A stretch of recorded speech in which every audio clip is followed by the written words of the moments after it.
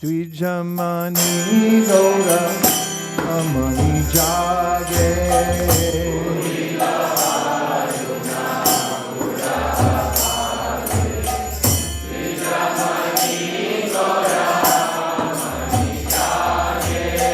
Hakata Samva Loya Sate Kelana Garabhaje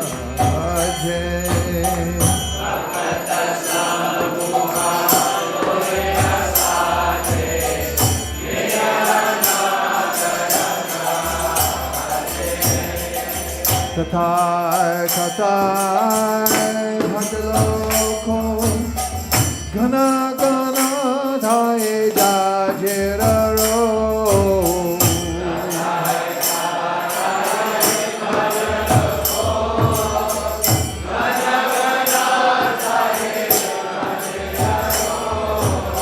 Prime Dala Dala Sonaranga Charane Bhaje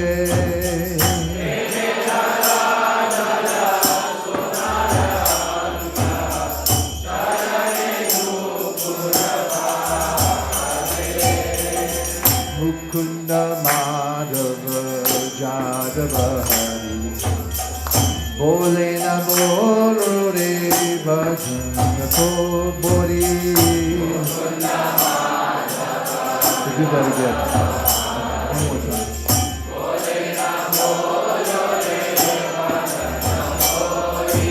Mukunda Madhava Yadava Hari Bolena Bolo Re Varana Bori Mukunda Madhava Yadava Hari Bolena Bolo Re Varana Bori Niche Nidavashe Gelore Rati Divasya Sharira Saje Nidavashe Gelore Rati Divasya Sharira Saje Emun Dulaba Manava Deho Payati Koro Baba Naseo Emana Dulaba Manava Deho Payati Koro Baba Naseo Ebena Bajile Jashora Sutta Charame Pori Belaje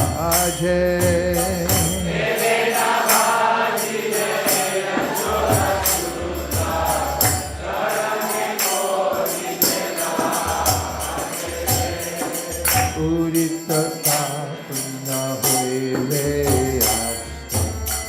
Hina Gelo Bole Hoile Vyasta Urita Tapuna Hoile Hina Gelo Bole Hoile Vyasta Tabe Ke no Ebe Alastao Nabajari doyara aje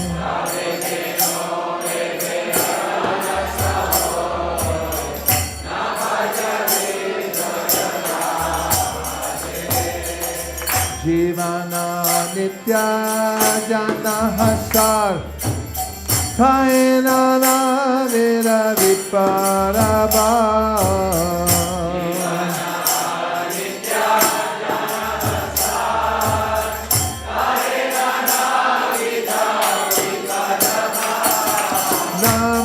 Kaya kori jatane tuni taka panata je Kaya kori jatane tuni taka panata je Jivera kalyana saranaka Jagate asiye madhuyana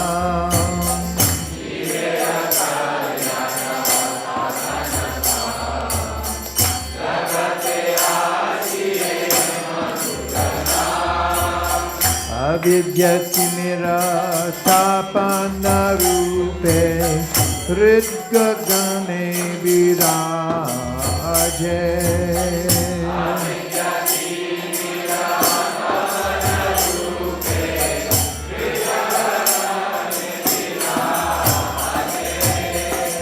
Krishna Nam Sudha Koreapan Juda Bhakati Vinora Pran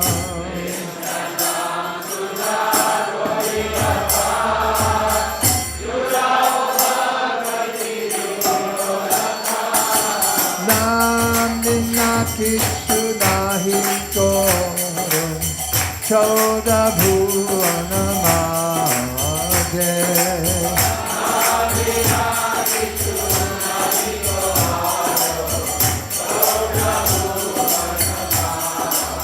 Shri Krishna Nam Bina Kichu Nahi Koro Choda Bhuvana Madhe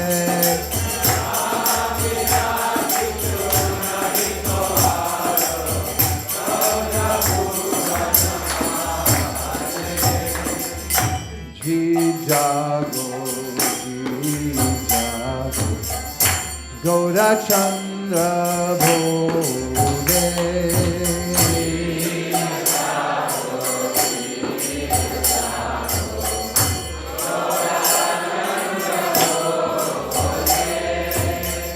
Kota Nidra Jao Maya Tisachira Kore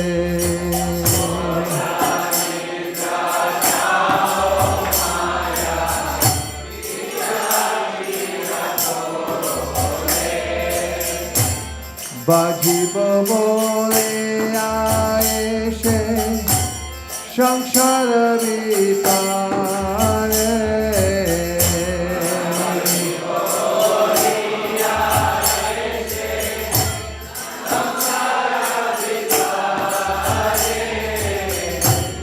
Bhuliaru ile tu Abhijara Bhare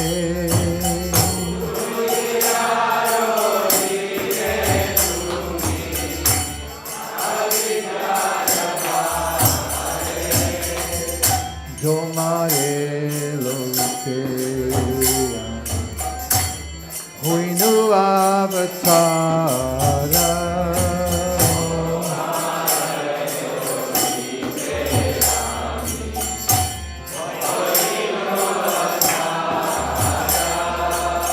Ami bina banduaro Ke ache tomara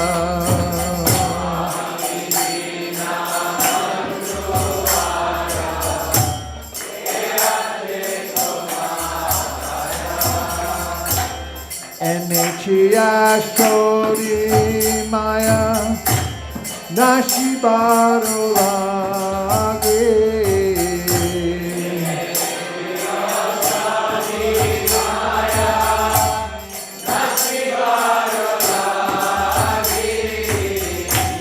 Harinama Mantra Loud to me Magi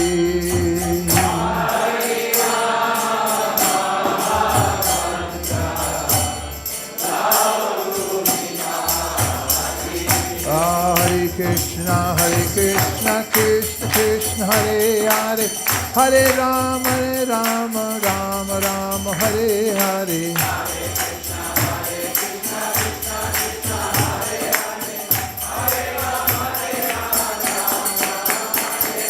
Hare Krishna, Krishna Krishna, Hare Hare, Hare Rama, Rama Rama, Hare Hare.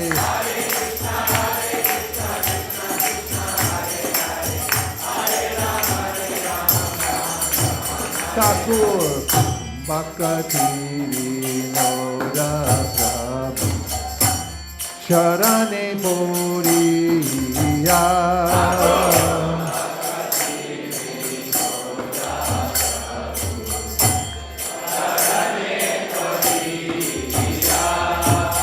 Shri Hari Nama Mantra Loyalo Magiya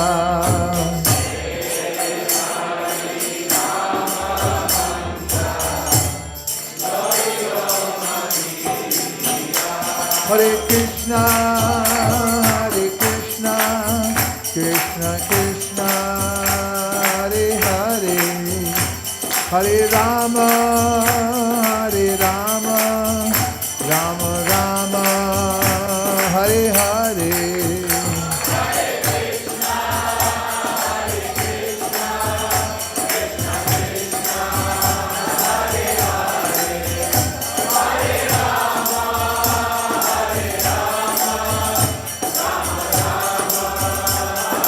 Nitai Gaur Hari Bol, Hari Bol, Hari Bol, Nitai Gaur Hari Bol.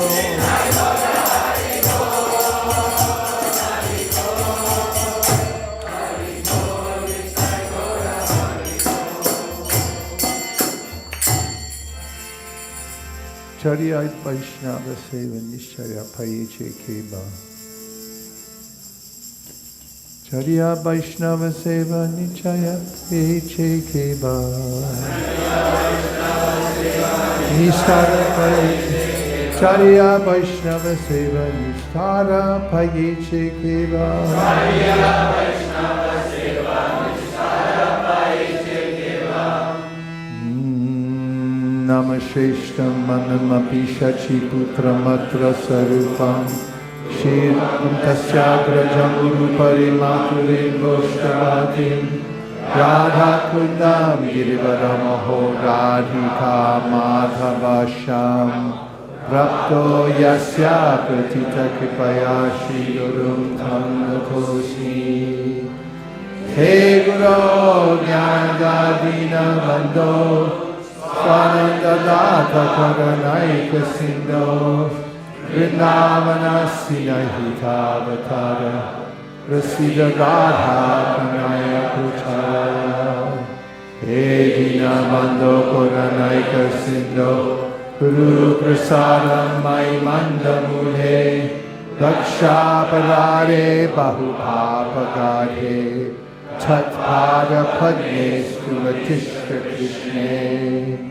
Yadyapi Amar Guru Chaitanya Das Tatapi Janye Amitahara Prakash Guru Krishna Rupahaya Krishna Pramane Guru Rupe Krishna Kripa Kalena Bhaktadane Shiksha Guru Keta Jani Krishna Rasarupa Antayami Bhakta Sheshta Eyuri Rupa Naivo Payantya Pachitim Kavayastadesha Ramayushapi Kridam Ridam Dasvadantaha Yontar Bahista Nubritam Ashubanga Dunvan Achaya Chaitya Bakusa Svagatim Yanaki. Without serving the representative of Krishna, nobody can approach Krishna. I bow to the beautiful lotus feet of my spiritual master, by whose causeless mercy I have obtained the supreme holy name, the divine mantra, the service of the son of Shachi Mata, the association of Srila Sarup Damodar, Rupa Goswami and his older brother Sanatana Goswami, the supreme abode of Mathura, the blissful abode of Vrindavan, the divine Radha Kund and Govardhan Hill, and the desire within my heart for the loving service of Sri Radhika, Madhava and Vrindavan. O spiritual master, O giver of divine wisdom, O friend of the fallen, you are the giver of your own bliss, and you are the only ocean of mercy. Although dwelling in Vrindavan, you have descended for the welfare of fallen souls like myself, and you are preaching the divine love of Radha for Krishna. Please be kind upon me. O friend of the lowly, O Gurudev, you are the only ocean of mercy. I am a dull fool and have committed hundreds of thousands of offenses. I have fallen into a dense myriad of sins. Therefore grace me with your mercy, so that my mind may be fixed on your lotus feet and on Sri Krishna. Although I know that my spiritual master is a servitor of Sri Chaitanya, I know him also as a plenary manifestation of the Lord. Every living entity is eternally a servant of Sri Krishna Chaitanya. Therefore the spiritual master could not be other than a servant of the Lord Chaitanya. The spiritual master's eternal occupation is to expand the service of the Lord by training disciples in a service attitude. According to the delivered opinion of all revealed scriptures, the spiritual master is non-different from Krishna. Lord Krishna, in the form of the spiritual master, delivers his devotees. The relationship of a disciple with his spiritual master is as good as his relationship with the Supreme Lord. Spiritual masters always represent themselves as the humblest servitors of the personality of Godhead, but the disciple must look upon the spiritual master as the manifested representation of God. One should know the instructing spiritual master to be the personality of Krishna. Lord Krishna manifests himself as the Supersoul and is the greatest devotee of the Lord. The initiating spiritual master is a personal manifestation of Srila Madan Mohan Vigraha, whereas the instructing spiritual master is a personal representative of Srila Govinda Dev Vigraha.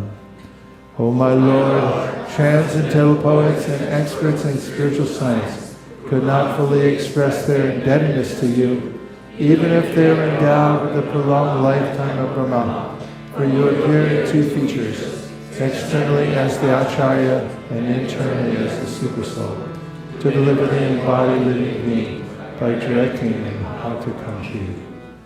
The lotus feet of our spiritual master are the only way by which we can attain pure devotional service. I bow to his lotus feet with great awe and reverence. By his grace one can cross the ocean of material suffering and obtain the mercy of Krishna. Our only wish is to have our consciousness purified by the words emanating from his lotus mouth. Attachment to his lotus feet is the perfection that fulfills all desires. He opens our darkened eyes and fills our hearts with transcendental knowledge. He is our Lord, work after birth. From him ecstatic brain emanates. By him ignorance is destroyed. The Vedic scriptures sing his character. Our spiritual master is the ocean of mercy, and the Lord and master of the devotees. The master be merciful and blessed. As the shade of your lotus feet, your fame is spread all over the 3 worlds. Sri Guru Charana Padma Kevala Bhakti Sadma.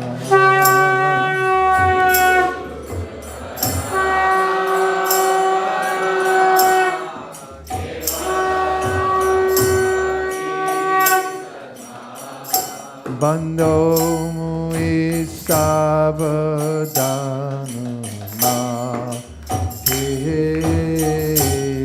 Bando mui sabadana ma ke. Jahara prasade bhai bhavatu yaja.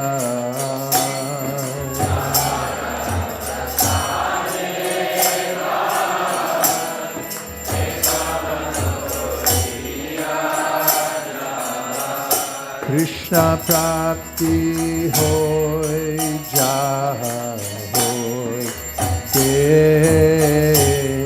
Krishna prapti hoy jai hoy de. Guru mukha padma vakya chitete ko viya oikya.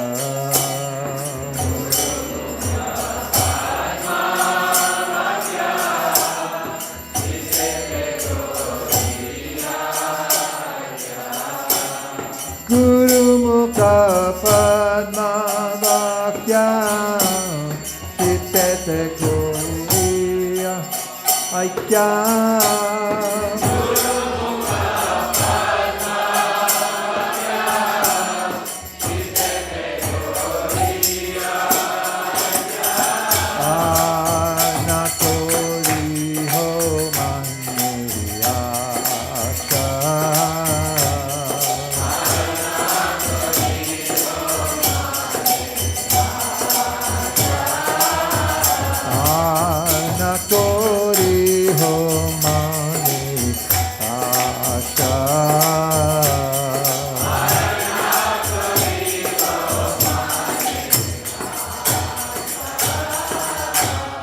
Guru Charane Rati Aise Tamagati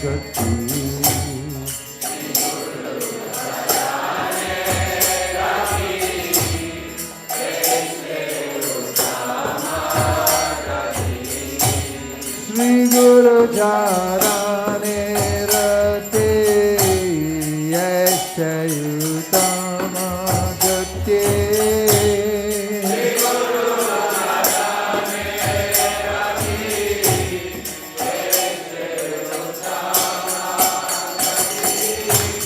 Kade pure sarva asha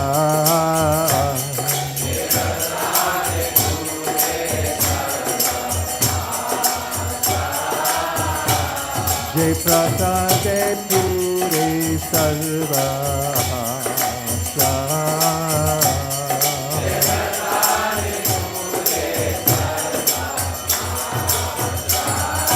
Satudan dilo jane jane Prabhu se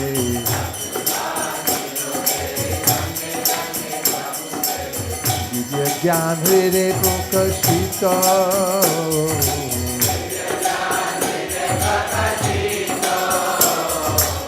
Divya Gyan Hriday Prakashita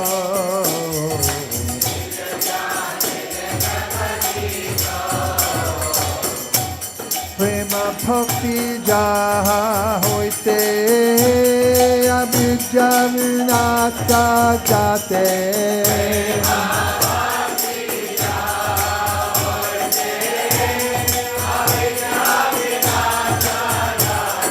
Prema bhakti jaha hoite abhijja vinata jate Viriga Jahara Charita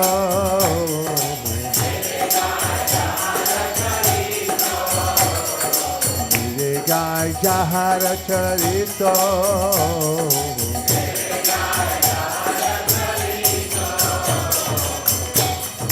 Guru Karuna Sindhu Adama Jarara Bandhu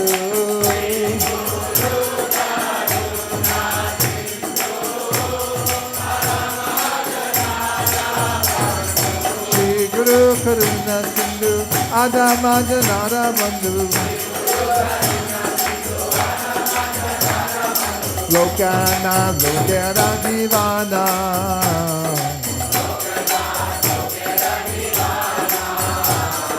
Lokana Lokera Divana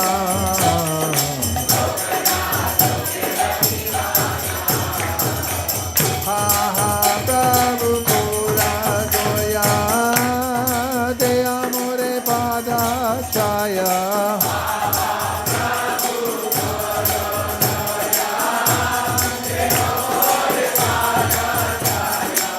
Prabhu Pura Doya De Amore Pada Chaya Evejas Kushiti Bhuvana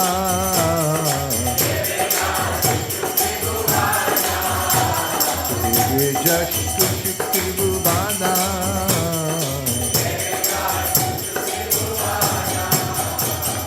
Ha ha Prabhu Pura Doya De Amore Pada Chaya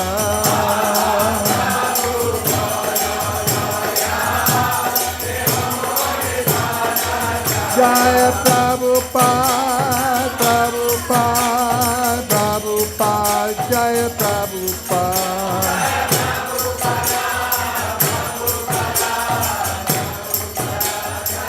Jaya Jaya Prabhupada, Prabhupada, Prabhupada, Jaya Jaya Prabhupada.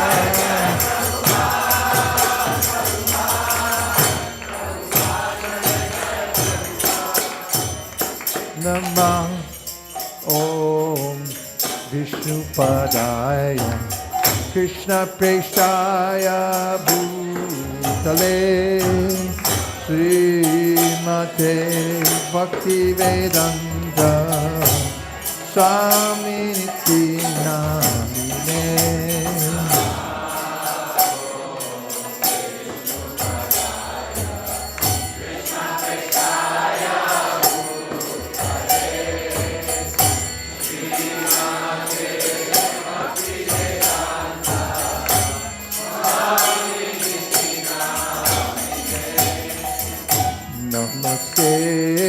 Saraswate Deve Gauravani Pracharine Nirvishesha Shunyavadi Paschatyarishatarine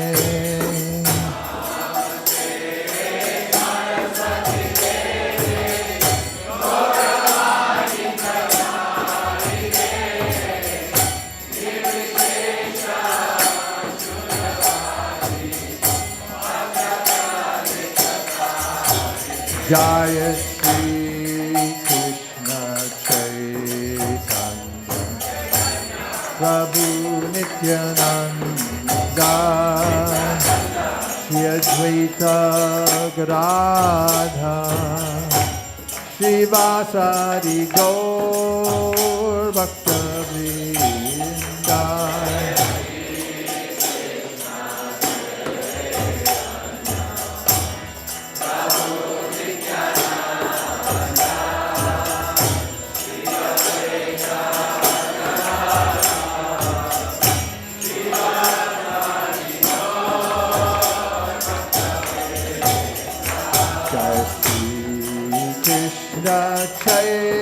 Chaitanya Prabhu Nityananda Shri Advaita Gadadha Srivasadi Gaur Bhakta Vrinda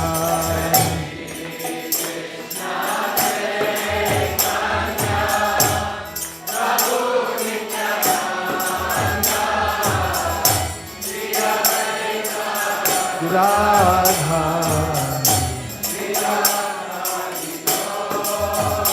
Hare Hare Yadavaya Namaha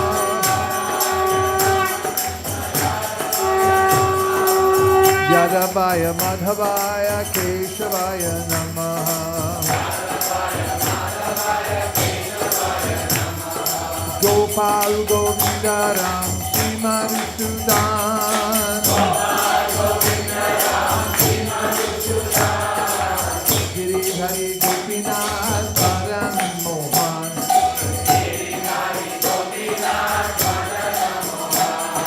Shri Chaitanya Nityananda Shri Advaita Sita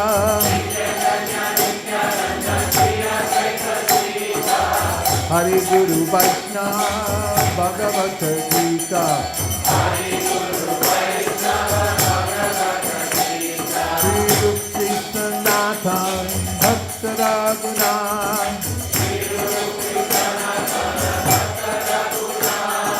Shri Jiva Gopal Bhatta Das Raguna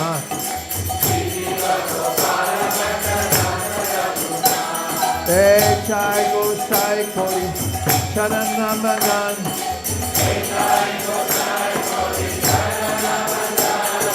Jaha Hoite Vignanash Abhishta Puran Echai Gosai Jar Munitar Das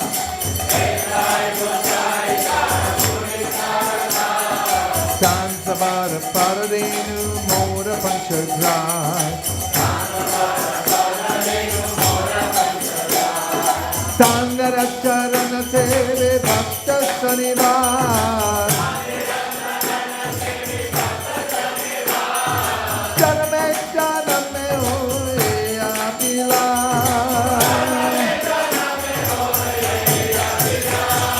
Echai Gosai Jabe Braja Koilaba Radha Krishna Nitya Lila Koila Prakash Shri Radha Krishna Nitya Lila Koila Prakash Bolo Anande Bolo Hare Bhaja Vrindavan Bolo Anande Bolo Hare Bhaja Vrindavan Bolo Anande Bolo Hare Bhaja Vrindavan Shri Guru Vaishnava Pade Moja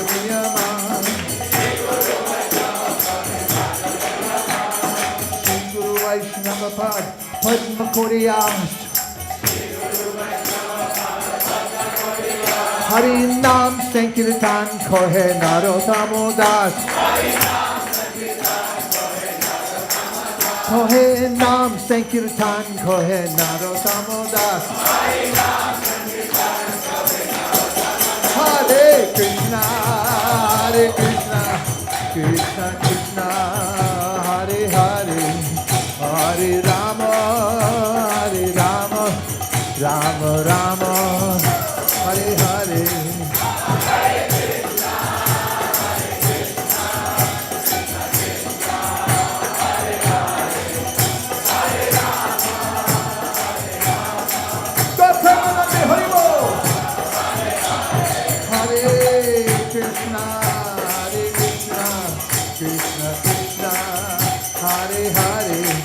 Hare Rama, Rama Rama, Hare Hare. Show them how to do it.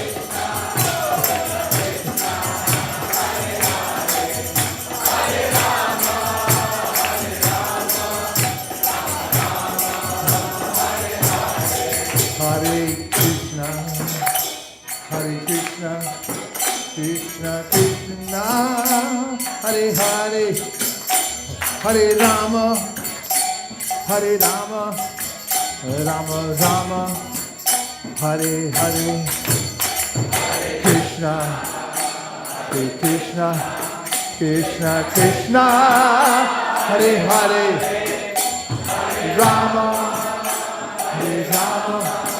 Rama Rama, Hare Krishna, Krishna Krishna, Hare Hare, Hare Rama, Rama Rama, Hare Hare, Krishna.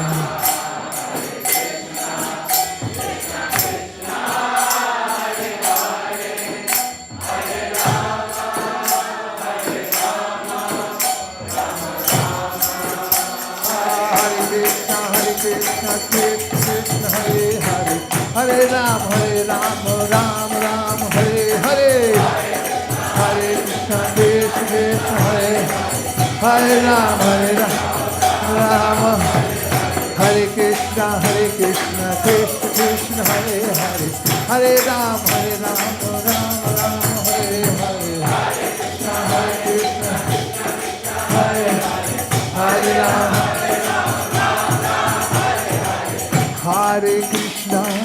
Hare Krishna, Krishna Krishna, Hare Hare, Hare Rama,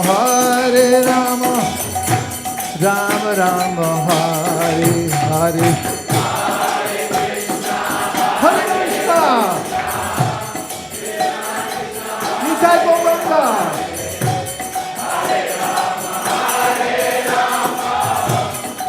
One, two, three, four. Hare Krishna,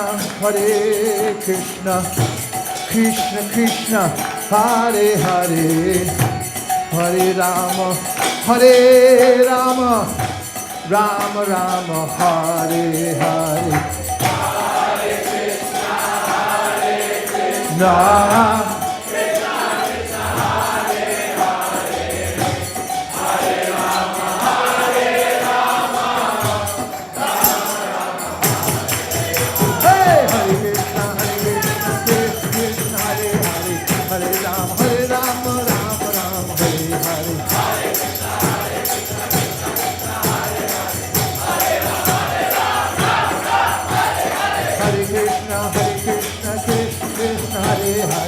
Hare Ram, Ram Ram, Hare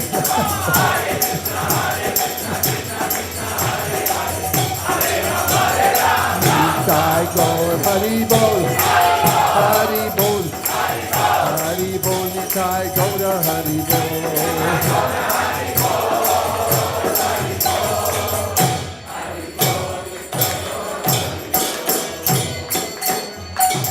Shri Harinam Sankirtan Ki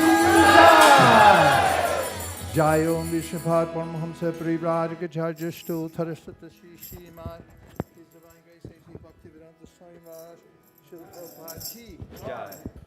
Jai Om Vishnupad Paramahamsa Parivrajagacharya Ashtottara Shata Shri Srimad His Divine Grace Srila Bhakti Siddhanta Saraswati Thakur Ki Anantakoti Vaishnava Vrinda Ki Namacharya Srila Haridas Thakur Ki Prem se kaho Shri Krishna Chaitanya Prabhu Nityananda Shri Advaita Gadadhar Shivasadi Gaura Bhakta Vrinda Ki Shri Shri Radha Krishna Gopa Gopinath Shamakun Radhakun Giri Govardhan Ki Shri Vrindavan Dham Ki Shri Navadvip Mayapur Dham Ki Shri Jagannath Puri Dham Ki Ganga Mai Jamuna Mai Ki Tulsi Devi Bhakti Devi Ki Samaveta Bhakta Vrinda Ki. All glories to the assembled devotees. All glories to the assembled devotees. All glories to the assembled devotees. Nitai Gaur Premanande.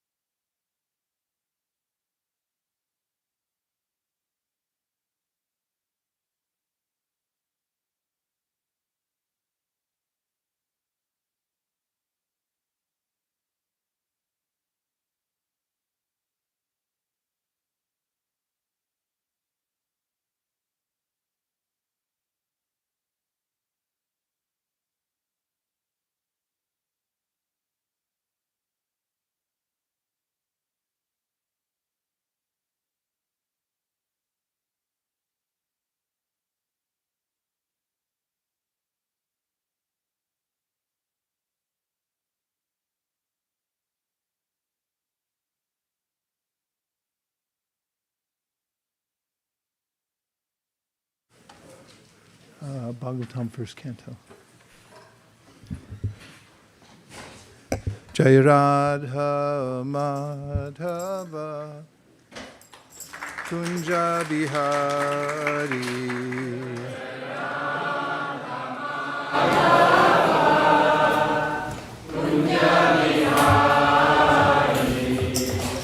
Gopi Jana Vallabha Girivardhari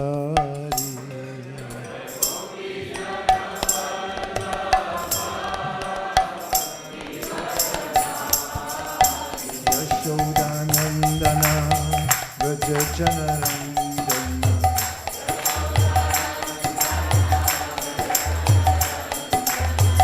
Yashodanandana Vrajajanarandana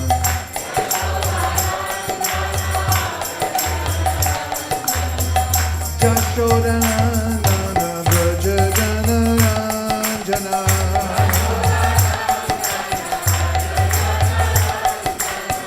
Yashodanandana Vrajajanarandana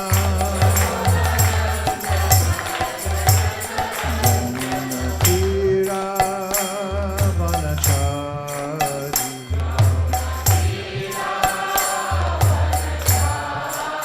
Jamunatira Vanachari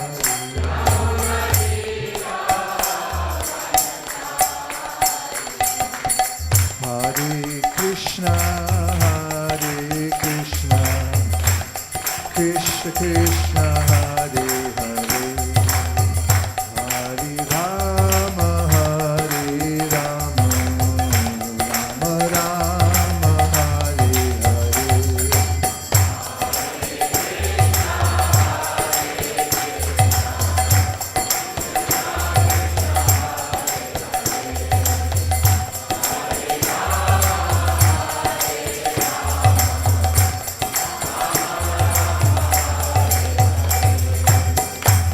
Krishna, Krishna Krishna, Hare Hare, Hare Rama, Rama Rama, Hare Hare.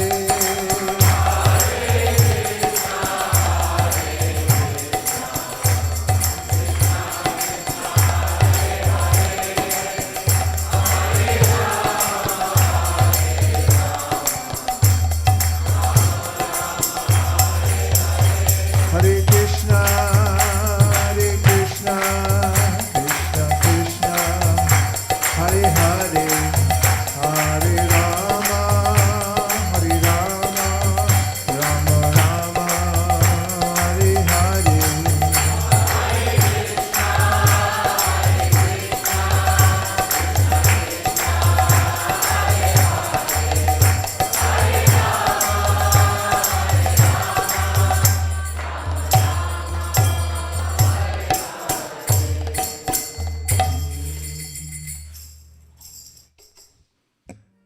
Om Namo Bhagavate Vasudevaya.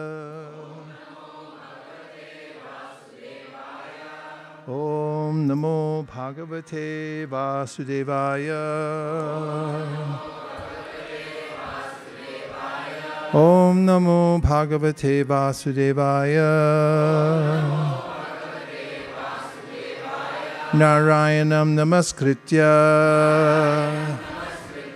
Naram Chaiva Narottamam Devim Sarasatim Vyasam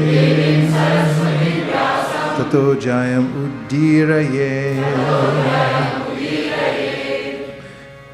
We're reading from the Srimad Bhagavatam, 1st Canto, 2nd chapter, verse number is 14. Tasmat ekena manasa Bhagavan Sattvatam Pati Shotavya Kirtitavyascha Dyeya Pujascha Nityada. The translation is, therefore, with one pointed attention, one should constantly hear about, glorify, remember, and worship the personality of Godhead, who is the protector of the devotees.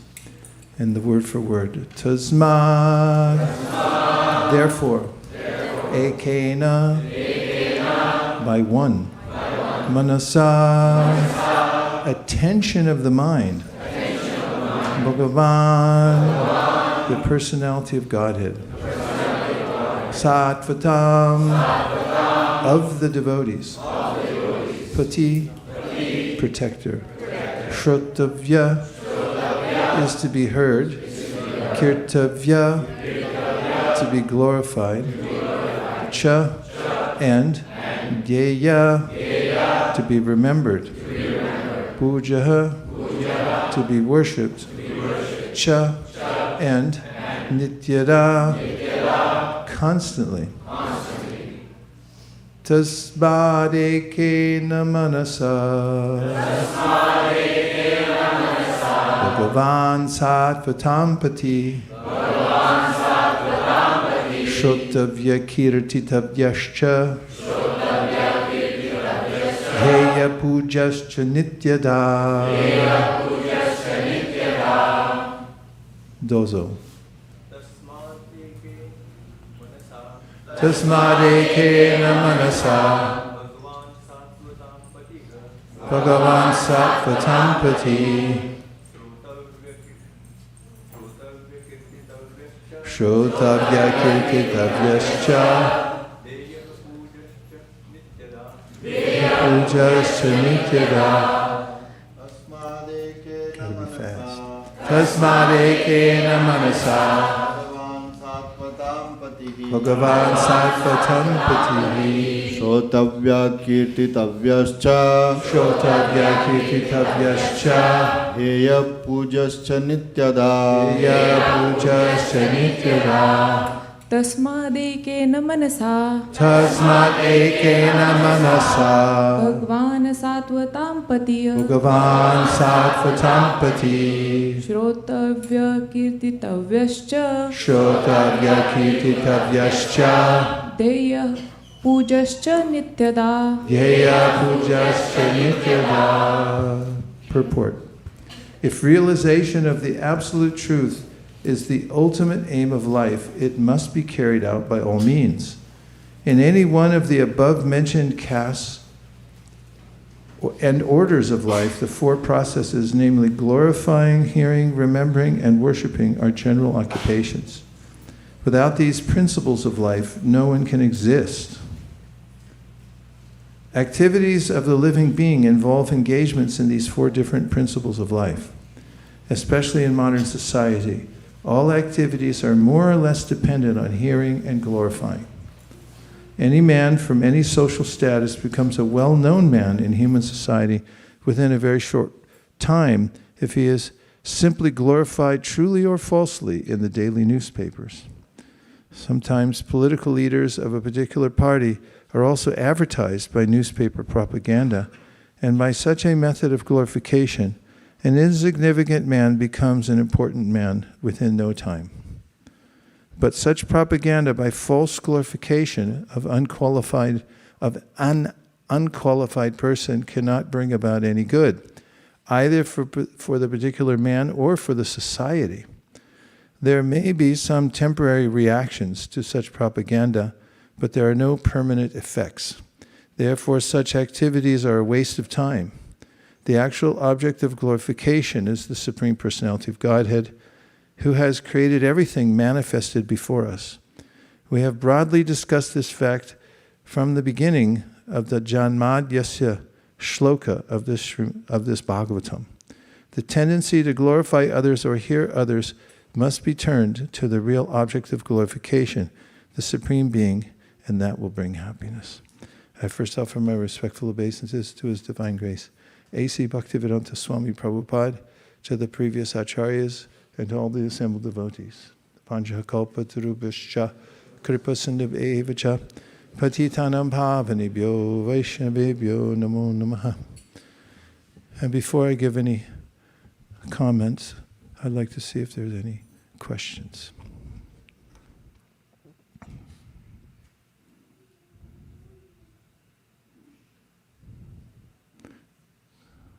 Yes.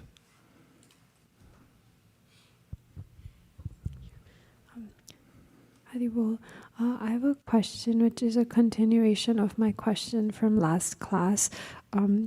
It's about how do we have one-pointed attention in following instructions of Guru, especially when mind is distracted, and is distraction fully our choice? Because there's Is distracted by choice, you said? Is distraction fully our choice? Is distraction fully our choice? Huh, what a good question. Krishna explains in the Bhagavad Gita how we are compelled by material nature to act in certain ways. He mentions this when Arjuna asks him why it seems as if we're forced to do things that we don't want to do, or that are not good for us. And Krishna says that it's born of such impulses are born of the mode of passion, Rajaguna. Equal case can be made for the mode of ignorance or for the mode of goodness. However, goodness frees one relatively from the lower impulses.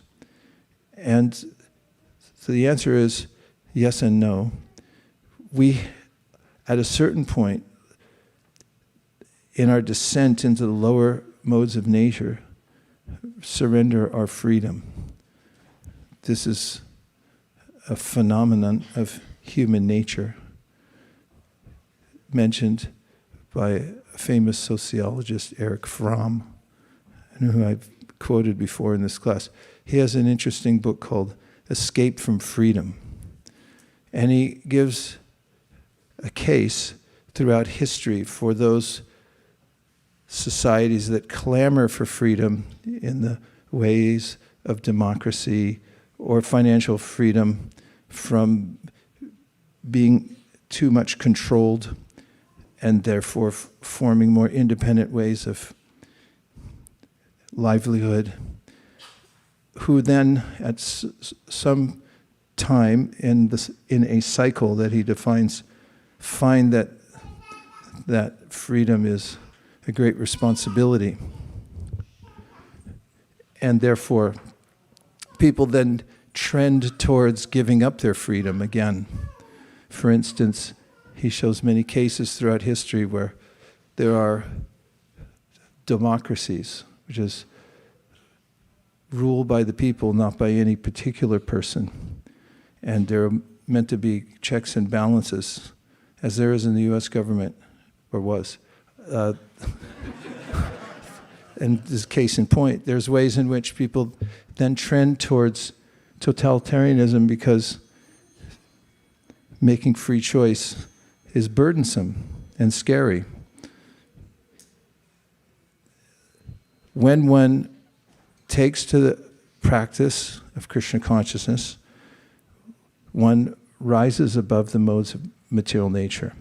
But before that, it's important to cultivate sattva. Yesham twantagatam papam jananam punyakarmanam te dvandva muhanir mukta bhajanti mam drida. Because, and pursuant to today's verse, Drita, how does one remain one-pointed? Tasmat ekena manasa. Or how does one determinedly move forward in the practice? Drita means your vow is strong and you're connected to it, determined. Well, yesham tantakatam papam jananam punyakarmanam.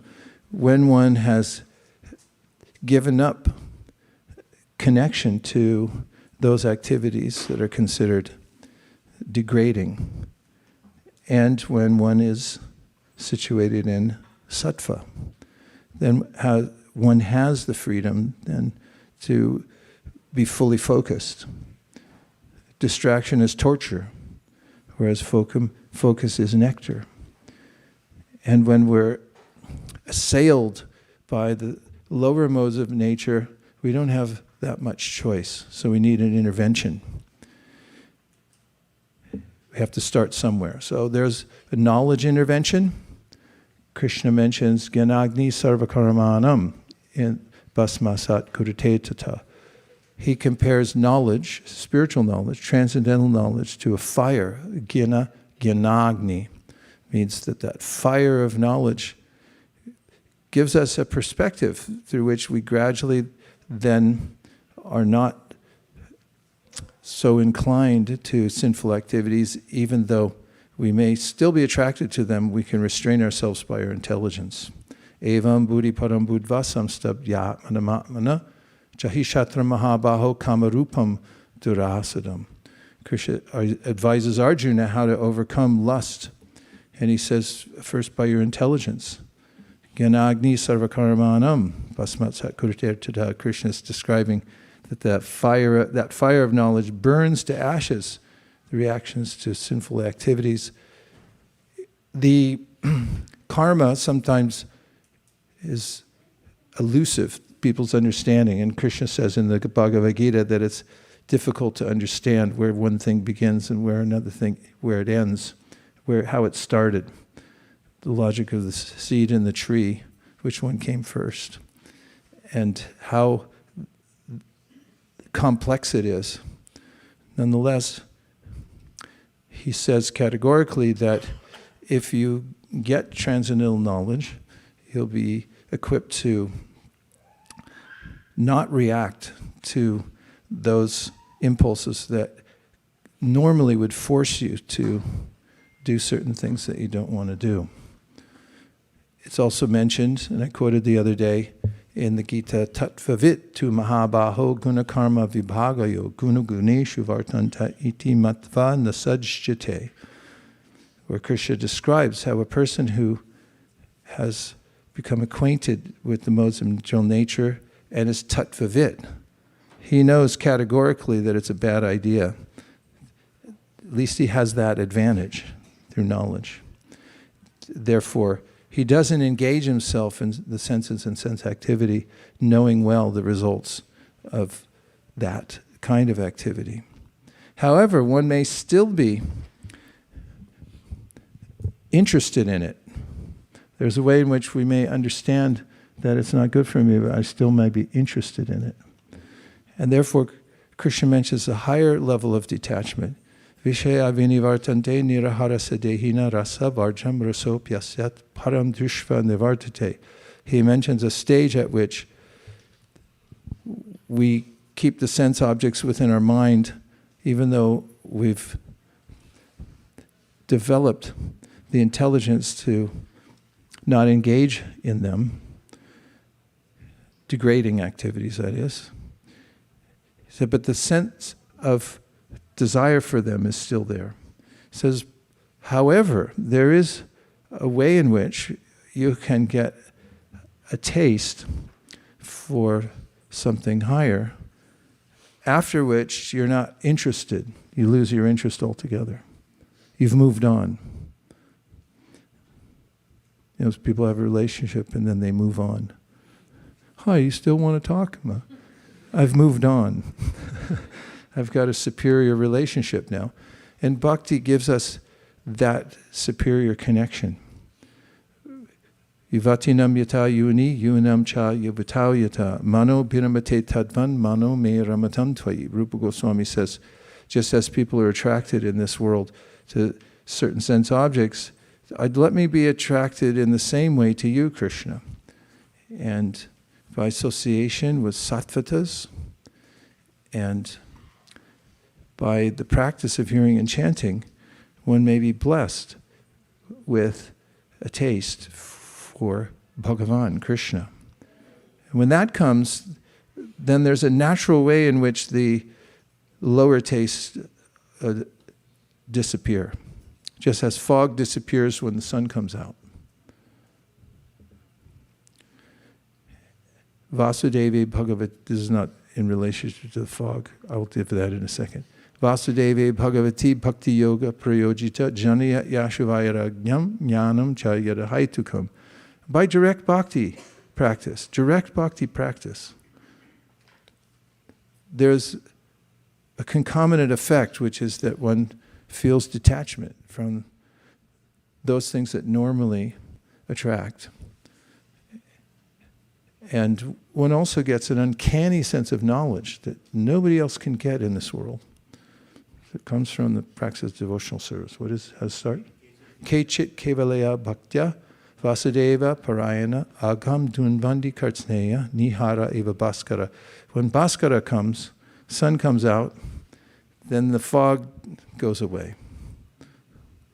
So at a certain point, we are overcome by our desires. We may be in complete ignorance.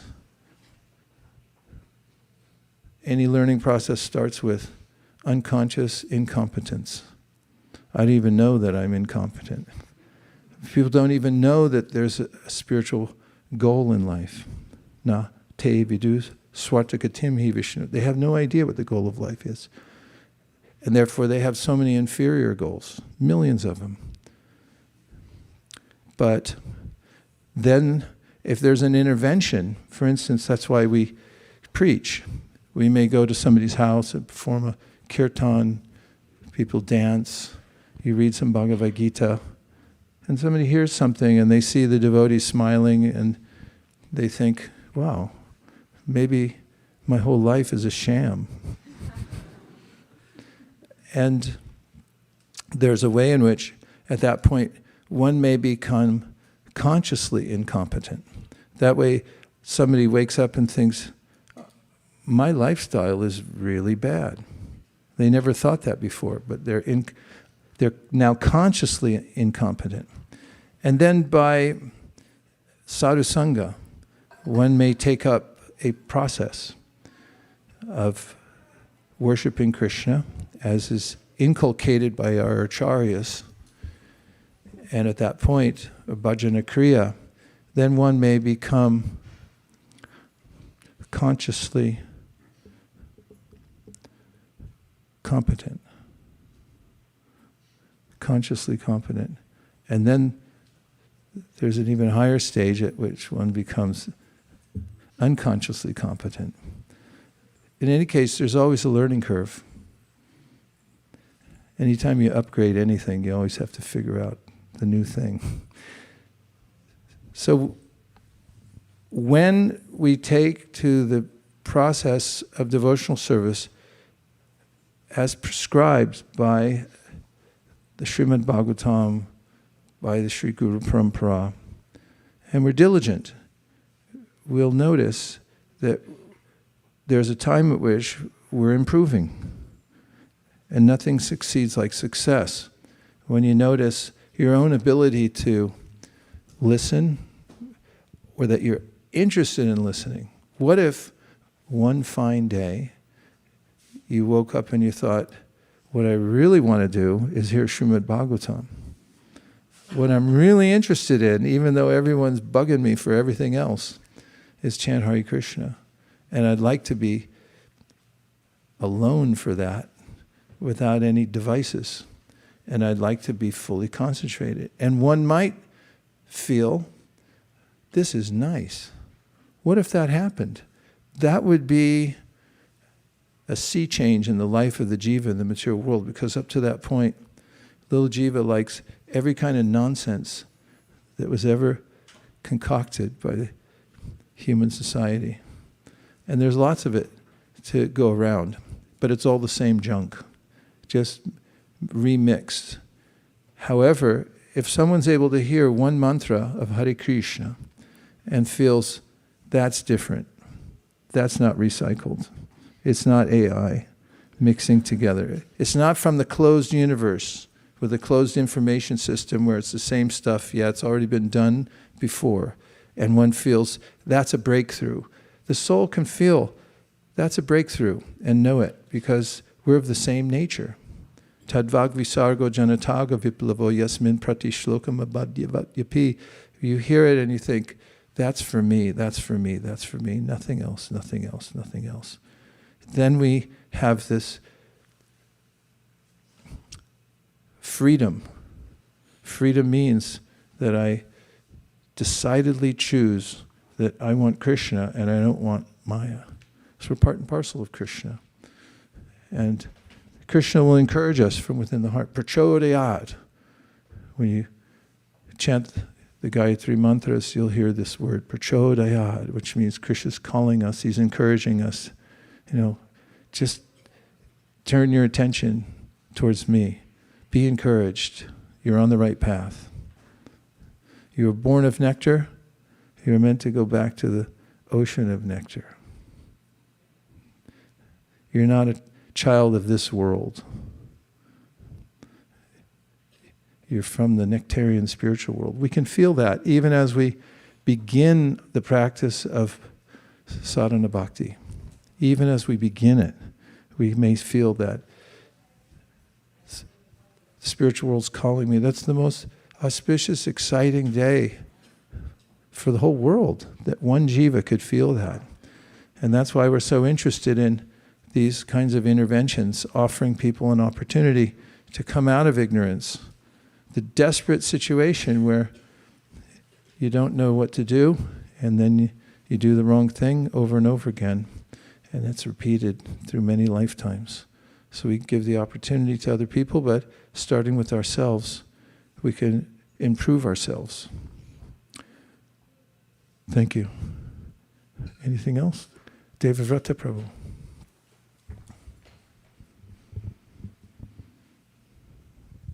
I just have a verse to offer in this discussion that I'm also looking for some clarification on a particular point in it. It comes from the 3rd canto, chapter 31, text number 48. And it says, Samyag darshanaya buddhya, yoga vairagya yuktaya, maya vicharate loke, charanasya kalevaram. This is one of Kapila Dev's final instructions. But he says, endowed with right vision and strengthened by devotional service and a pessimistic attitude towards material identity, one should relegate his body to this illusory world through his reason. Thus one can be unconcerned with this material world. What does it specifically mean to relegate the body to this illusory world through reason.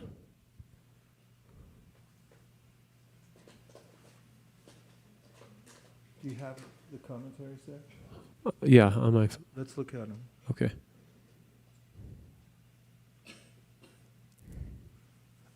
And did you read carefully through the purport? Not yet. Well, let's hear it. Okay. Could you put it on the board, please? 3:31:48 has been entered into evidence. And now we'll examine it. Should I read it or wait for it to come? You could start. It is sometimes misunderstood that if one has to associate with persons engaged in devotional service, he will not be able to solve the economic problem.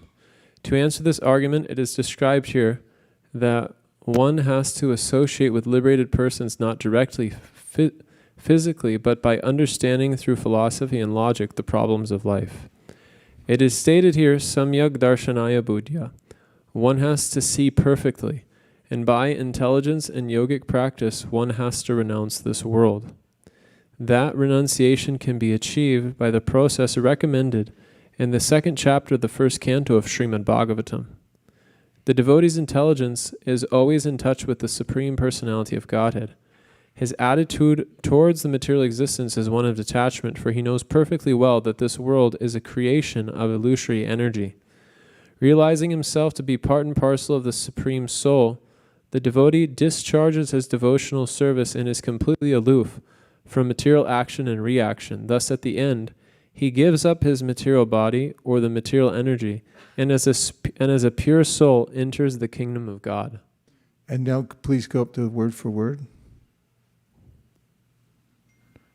Samyak darshanaya, endowed with right vision, buddhya, through reason, yoga, by devotional service, vairagya, by detachment, yuktaya, strengthened, maya, virachite, arranged by maya, loke, to this world, charet, one should move about, nyasya, relegating, kalevaram, the body. And the translation?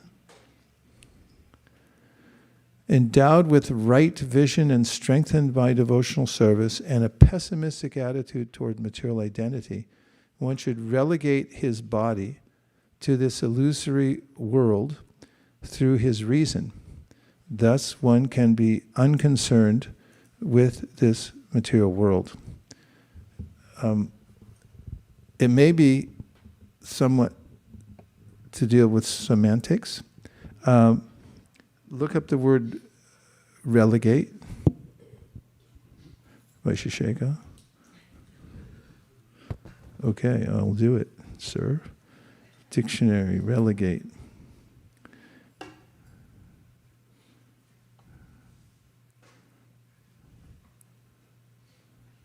Relegate. It's a relegate. It comes from past participle relegare, from plus legare, to send with a commission, more at legate. The definition is to send into exile, to banish, assign to a place of insignificance or of oblivion, put out of sight and mind. To assign to an appropriate place or situation on the basis of classification or appraisal. These are helpful. Imho. To submit to someone or something for appropriate action. Delegate. So, relegate is one should relegate his body to this illusory world through his reason. So, according to the definition I'll take here, to assign to a place of insignificance, or to assign to an appropriate place or situation on the basis of classification or appraisal. So, tattva means to understand that, because tattva is thatness. Tat means it's a demonstrative pronoun, that. There's something you can point to that exists. There are categories that are distinguishable.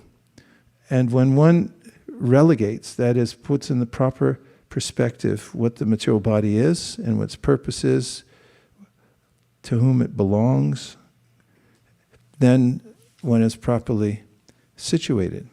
One should relegate his body to the illusory world through his reason.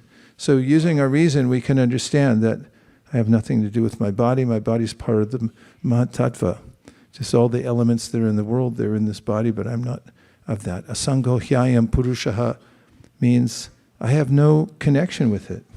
It's not part of my thing, as I used to say. It's not part of my bag. It's not my bag, man. Only Bhakti Tim gets it. From nomenclature from the 60s. Even though he wasn't born then, he still gets it. So relegating the body to that position.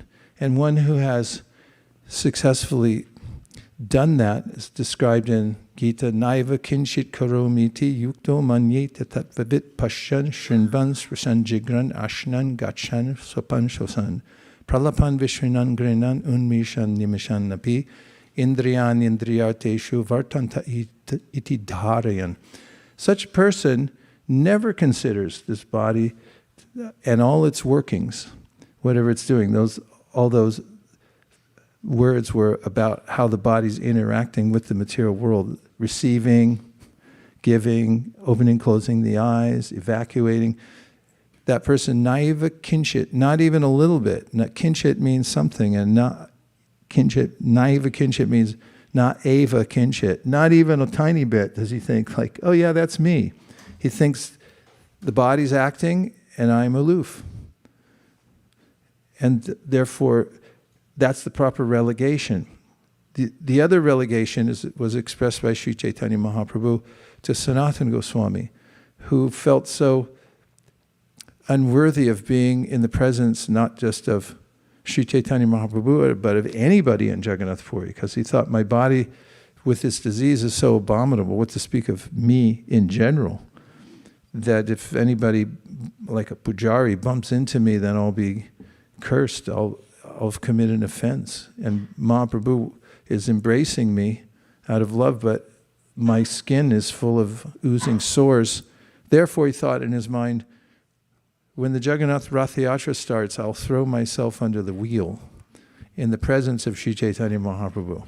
He didn't tell anybody, he just had that plan incubating in his mind, and then when Mahaprabhu visited Haridas Thakur, where Sanatana Goswami was staying, he one day abruptly said, I do not approve of your idea to commit suicide by jumping out of the... And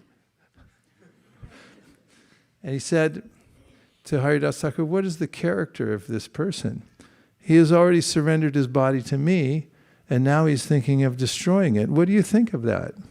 He said, my Lord, Haridas Thakur replied, we cannot ascertain what you intend or not unless you tell us, so please tell us. And then what ensued was a conversation about what is the body. And that in that conversation, Chaitanya Mahaprabhu describes how when the devotee gives him or herself Dikshakali Bhaktikari Atma Samarpan, that in this we saw just the other night, initiation ceremony, what does it mean? It means Atma Samarpana. It means I'm giving myself. Manasa Deho Geho Yo Kichumor. Bhaktivinoda Thakur says, what doesn't belong to me? Just start naming everything in your house. And then you can include your family and your parakeet.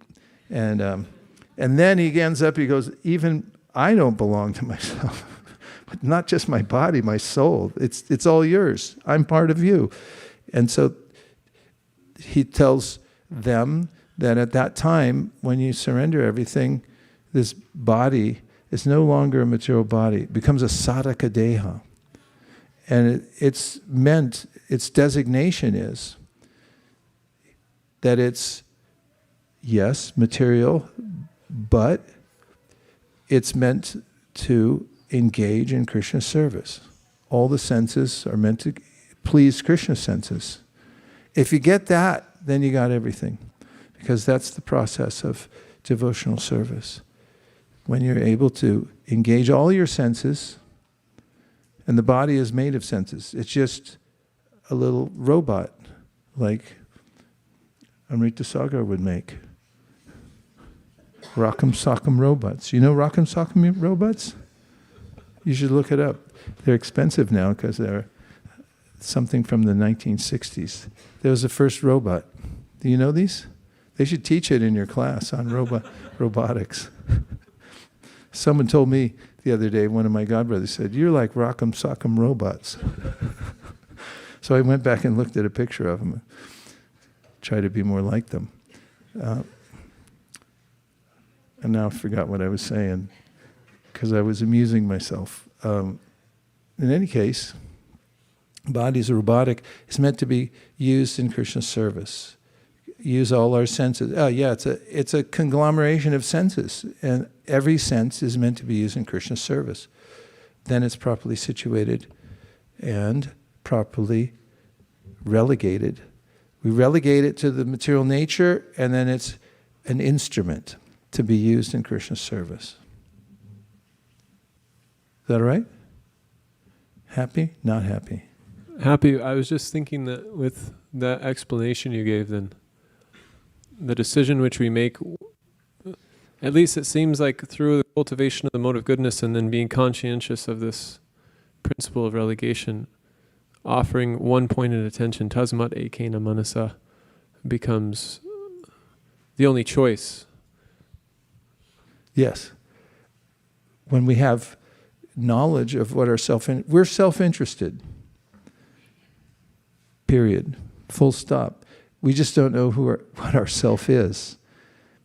Naivo payanti pachitin kavayastavesha Rama yushapi kritam. No, wait, that's the wrong verse. No. Naivatmana prabhurayam nijalabha purno manam janada vidusa karuno vranite yad yashano bhagavati pratitadlabam tatchatmane pratimukasya yata mukasha yata means it's just like the mirror. You look in the mirror, you decorate your face, and you realize, oh, my reflection is decorated. So when we decorate Krishna, Prahlad Maharaj says, then we become decorated. It's the only way. Otherwise, it's illusory. So when we have that, when we flip that switch, then we're on the safe side, and we understand what is our constitutional position. It's meant to please Krishna. Then we're always pleased. Otherwise, we can't be happy separately. Okay, there was another question? Yes.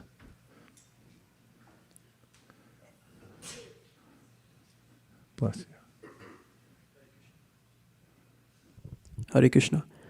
For one in the earlier stages of bhakti, does hearing direct Krishna Lila about Swayam Bhagavan Krishna help one acquire more taste more effectively than hearing other pastimes that are not directly about Krishna?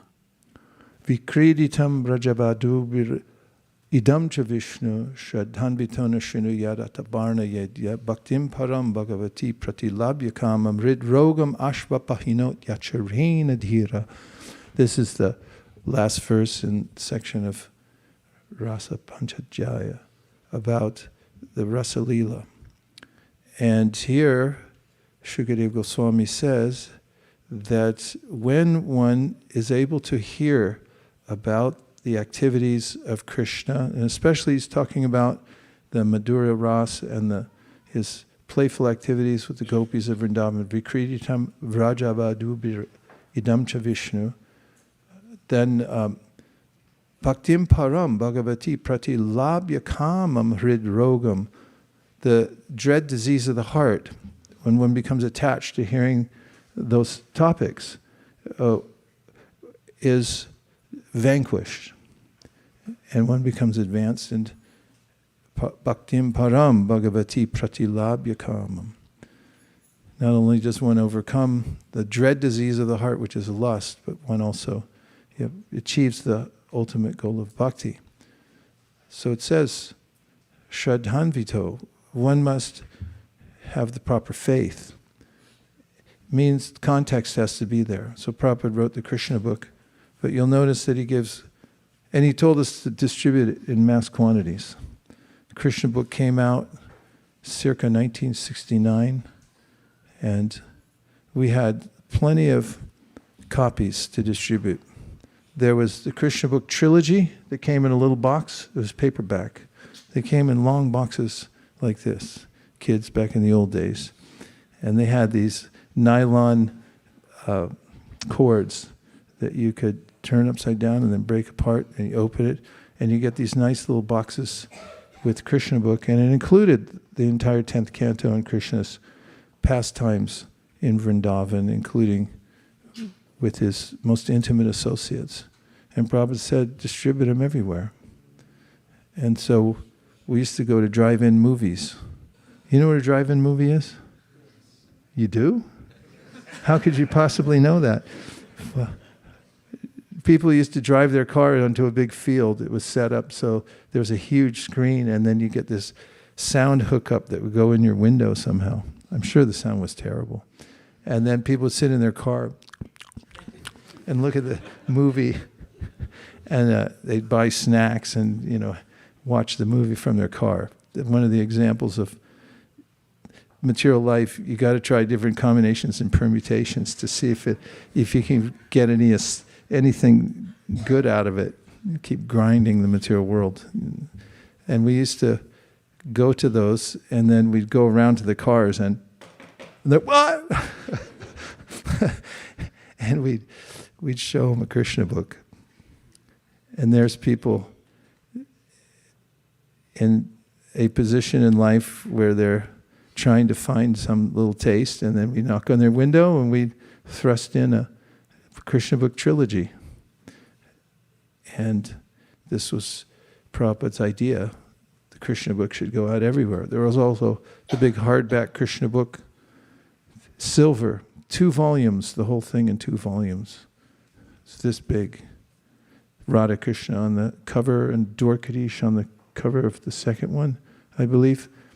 And we distributed those at concerts a lot and in airports. And I'm getting to your question. And we'd stop people in the airport. It was illegal to be there, so we'd have to disguise ourselves as just passengers. And we'd see somebody sitting in a chair, and we'd go over sit next to them. We looked mostly for people with long hair, because that meant you were open-minded. So we'd go, we'd sit down next to him, and he'd go, like we just randomly sat down and say, hey man, you want to see something far out? And they, oh, what? And I said, no, it's really far out. You want to see it? And they go, yeah, what is it? And then we'd open the Krishna book, and we'd start showing them the pictures.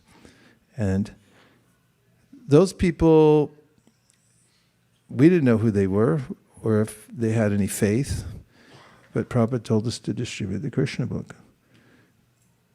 And he was insistent that we do it, and also that it get printed. He did a summary study of the whole Bhagavatam, including the 10th canto, to make sure it was out there in human society so people could take advantage of it, because Bhaktim param bhagavati pratilabhya kamam. How else would they achieve the ultimate goal of life if they didn't have an ultimate object of meditation? However, notice within the Krishna book, Prabhupada went to great lengths to develop context for the pastimes of Krishna, so people wouldn't misunderstand that this is an ordinary book. So Shraddhanvito means one should have the proper faith in the subject matter. It shouldn't be misunderstood. Therefore, there's 9 cantos that come before the 10th canto. Prabhupada mentions this several times in the early cantos of the Bhagavatam. One should go section by section. In fact, even one place, Hanumat Prashak Swami used to point out regularly that Prabhupada said, if you're not free from sex desires, you shouldn't go past the 2nd canto. Point is, there should be context, the proper faith, proper association. Prabhupada creates that in the Krishna book. So it's important for us to hear these pastimes. We should read Krishna book, Bhagavatam, Bhagavad Gita, and they're all important. For those who are advancing the devotional service, it's not that all of a sudden the Bhagavad Gita becomes irrelevant and they start thinking, ooh, I don't want to listen to the Bhagavad Gita. These are misunderstandings that due to immaturity. So the answer is that yes, it's very important for us to hear these things. Vital, in fact. We should do it in the right context, we should have the right faith, and we should be properly directed.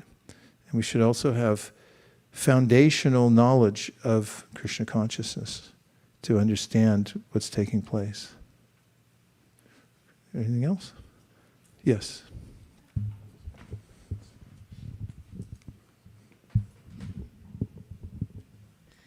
I have two questions that I really need help on.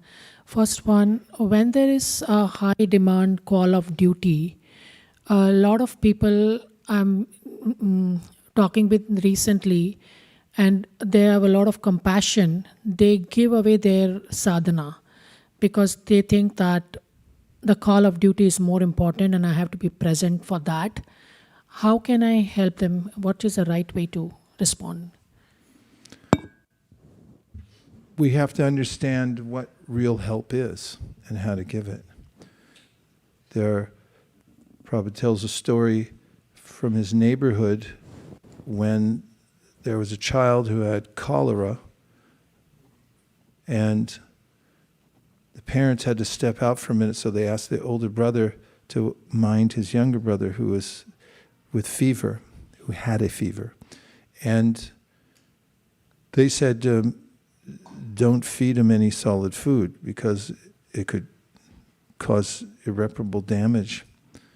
I'm not sure how, but any doctors could tell us. And the parents went out, and the child was saying to his older brother, I'm so hungry. And then the older brother thought, well, he's hungry. I should be compassionate and feed him. So he gave him some solid food. The child got sicker, almost died, and the parents came home. It was a scene in the neighborhood with the older son being chastised, and people around the block were talking, what happened? And he said, oh, this is what happened. And probably gave that as an example of misguided compassion or misguided philanthropy. It's something that Srila Bhaktisiddhanta Saraswati Thakur talks about. If you want to do good, that's nice. But first know how to do good for others. Of course, he gave the much overlooked metaphor of saving the dress of a drowning man. And he also talked about how people gravitate towards philanthropy in which they feed people. And then he said, generally, unfortunately, when they do that, they kill a lot of animals to feed people. And they create more trouble for them because they're creating more karma for those people, what to speak of themselves. So it's misguided. In any stage of advancement, in any discipline, but especially bhakti, we should have proper guidance and not suddenly think that I'll know how to give medicine before I've passed what do you have to pass before you give medicine? Yeah, you got to go through medical school. After that, what do you have to do? Residency, then fellowship. We're talking 12, 14 years here, kids. So then, if you know how to apply it, then you're allowed to. What to speak of pharmacy, you got to go years and years to get the right medicine to give it out. So we should be properly guided by authoritative sources, by our teachers, of what is actually good for you and good for others. Don't concoct. And if you're going to take medicine, don't go to the guy on the street corner and say, what do you think I should take? The heroin works for me. We have to follow the process. You have to follow Guru Parampara. You have to have a guru, and you have to consult Guru, Sadhu, and Shastra, and don't concoct things that I'm being compassionate, unless you really know what it means. Is that stern enough? Okay, Yeah. Go ahead. That's good. One more I have. when life takes on, people get really depressed and they come to a When life takes on, when life happens. life happens. Okay. Yeah, then a lot of time people get very depressed and come to a point where they leave their job, they want a break, and then they start thinking, and they start coming into bhakti, start reading Bhagavad Gita, Srimad Bhagavatam, and they start thinking, oh, I should do some work which is related to bhakti. And it gets very difficult for me to explain to them, like, how do you find such a work? And I want to see what is the general response for such questions. Well, when Prabhupada had been ill and he went to India and then he came back to 26 2nd Avenue and to San Francisco on Frederick Street, the temple was there, and he saw that although the devotees had maintained it, they weren't able to increase it. And he realized one of the reasons was there was no funds. So he told all the devotees, including the brahmacharis, he said, you should go get a job. And he preached to them about how when you have a job and you're using it, the fruit of that, to serve Krishna, then it's transcendental. It's karma yoga. And it's not outside the realm of spiritual practice and advancement. Tamal Krishna Maharaj, well, he wasn't a Swami at the time, but he went and got a job at Kodak. And there was a repetitious duty that he had to do with sorting photos that had come out through a process. You'd have to take them from one rack, put them into another, and all day he was doing that. Vishnu Jana made flutes. By hand, he carved flutes, and he'd sell them to hippies. Tamal Krishna made $50 a week. No, $50 a month, sorry. Or maybe it was a week, I can't remember, but it was, and Vishnu Jana about the same, and Prabhupada saw that it wasn't sufficient. Nonetheless, he did engage everyone and said, this is okay, but without some kind of degree or whatever, people weren't going to make enough money anyway, so he just told them to go out on Harinam. Now, where's all this going? If you're in a particular occupation, you may think that it has some kind of fault. Consult Bhagavad Gita, chapter 18. Krishna says, guess what? Every occupation has some fault. Just as fire has smoke, so every occupation that you take up in this world, whether you're a Brahmana, Kshatriya, Vaishya, or Shudra, and Prabhupada examines those points and says, Brahmanas, there are sacrifices in the Vedas where you're supposed to sacrifice an animal. That's not very good. Then the Kshatriyas, they have to kill people. That's terrible. Then you have Vaishyas. They lie. It's a great product. I love it. That's a lie. Another one is, I make no profit. That's another lie. And then the Shudras, they have to work for people, terrible people who they hate. So you're not going to get out of it, Krishna says. Every occupation has some sort of fault. You don't have to readjust everything. You just have to use the occupation you have, but dedicate it to Krishna. Kurvan nirantaram karma loko yam manavartate tainaiva karmanhatyayam mam param bhaktamichyati. In the Sri Brahma Samhita, Krishna says, Kurvan nirantaram karma. Everyone has to work. But if you use that work as a meditation on Krishna, then you'll be properly situated.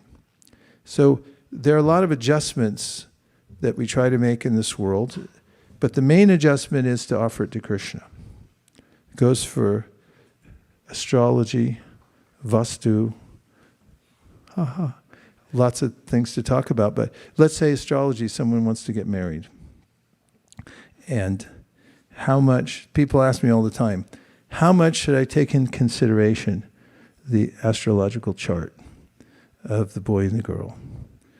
My typical answer is 3%. As Prabhupada mentions, another kind of compatibility is important, and that is that they're both Krishna conscious. However, there's also consideration of whether they're intellectually compatible, culturally compatible, because that matters also. When you have a corporate merger, you look at all the different aspects. Does this company match that company? And how can they merge together and be productive? So that aspect has to be there. However, astrology is a highly interpretative science, and if you go to various astrologers, they'll tell you different things based on their own perspective. And if somebody's conditioned by the modes of nature, they'll give you a conditioned answer. If someone's a Vaishnava and they look at your chart, they may say, oh, Sati Sati is coming, and that's great for you. You're in your Ketu period, fantastic. You're really going to get renounced, and you're going to become so advanced. Whereas somebody else say, oh no, you have to wear all these talisman, and you might as well move to an island. I've heard that before. There's some person was telling people based on, oh yeah, you might as well move to an island. And I was thinking, what about the Sankirtan movement? How about chanting Hare Krishna? And so Prabhupada told them go out and do Sankirtan and so forth. It seemed to have worked out. But there's still the perpetual question, how do I live in Silicon Valley and pay for an apartment or the property tax on a $7 million house? And so you have to do the best you can and be inventive to do it. If you look for some perfect situation, you're not going to find it, because there is none in the material world. Nothing works out here. Everything's broken or will be broken soon. And you have to work around it. And the way you work around it is use everything in Krishna's service. Think, nothing is mine. I'll use it in service. Ishavasamidam sarvam. If you own it and it breaks, that's a problem for you. I mean, if you own it and it breaks and it's for Krishna, it's a problem for you, but in a different light, because you're doing everything for him and not for yourself. So did I get to the essence of the question? You have to be practical. If you look for the perfect house that's got the perfect vastu, well, it could take you a long, long time, and there's no guarantee also that the demigods being pleased with your situation that you've created. What can they do? Read the Brahma Samhita. Yat pada pallava yugam vinidaya kumbha dvanve pranama samaye saganadi raja vignam bihantum alamasya jagatrayasya govindamadi purusham tamaham bhajami. Why is Ganesh so popular? Because he destroys obstacles.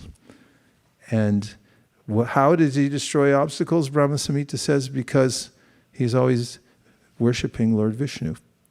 He's keeping the lotus feet of the Lord on his tumuli, the little antennae on his head. Why don't we just do that?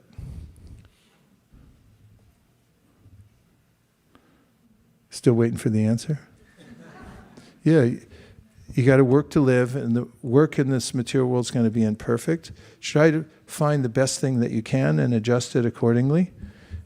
If something's blatantly affecting your spiritual life, then try to finish it. But what I've noticed try to change it. What I've noticed is there's an era that devotees go through in the arc of their lives in which they have to work.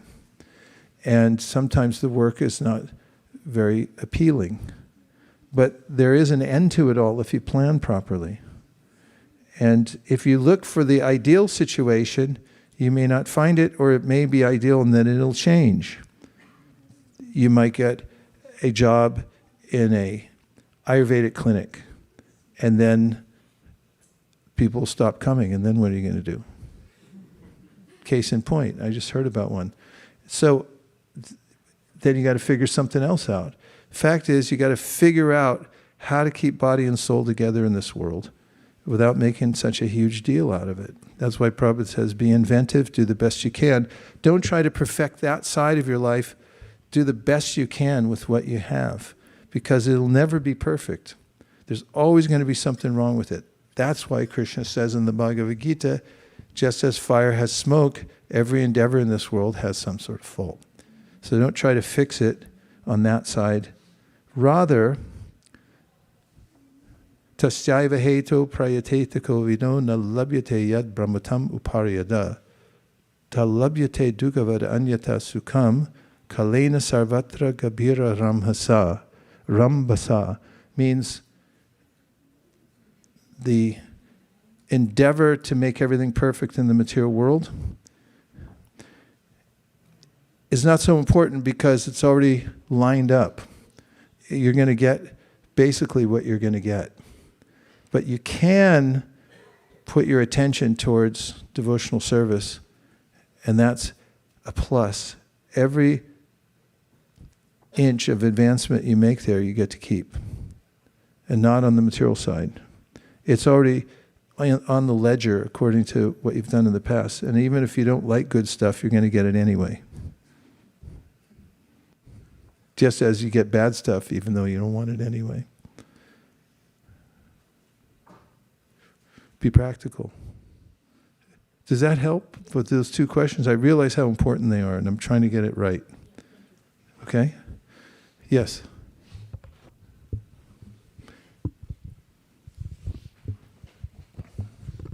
Hare Krishna.